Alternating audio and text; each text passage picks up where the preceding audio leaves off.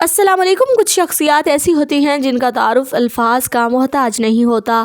انہی میں سے ایک ایسے مرد درویش جنہوں نے ہزاروں نہیں بلکہ لاکھوں زندگیوں کا رخ بدل دیا، وہ تھے حضرت جی پیر ذوالفقار احمد نقشبندی مجدد رحمت اللہ علیہ۔ ان کی نماز جنازہ 15 دسمبر دن 2 بجے جامعہ مہد الفقیر اسلامی جھنگ میں ادا کی جائے گی، جس میں دنیا بھر سے متعلقین، مریدین، خلفاء بہت بڑی تعداد میں شرکت کریں گے۔ یہی وجہ ہے کہ جنازے کا وقت تبدیل کرنا پڑا۔ حضرت پیر ذوالفقار احمد نقشبندی نے سعودی عرب، تھائی لینڈ، مصر، بھارت، ملیشیا، نیپال، فرانس اور امریکہ سمیت 70 سے زائد ملکوں کے تبلیغی دورے کیے، جس کی بدولت کئی غیر مسلموں نے کلمہ پڑھا۔ لاکھوں لوگ آپ ہی کی وجہ سے راہ راست پر آئے۔ آپ کے خلفاء اور مریدین پوری دنیا میں پائے جاتے ہیں۔ انڈیا کی ایک بڑی تعداد آپ کے چاہنے والوں میں شامل ہے۔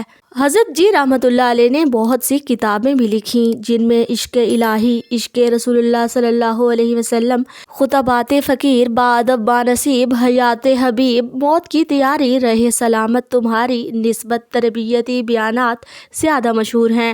حضرت پیر ذوالفقار احمد نقشبندی رحمت اللہ علیہ برصغیر کے ان بزرگ علماء میں سے تھے جنہوں نے شریعت کے دائرے میں رہتے ہوئے طریقت کو زندہ کیا۔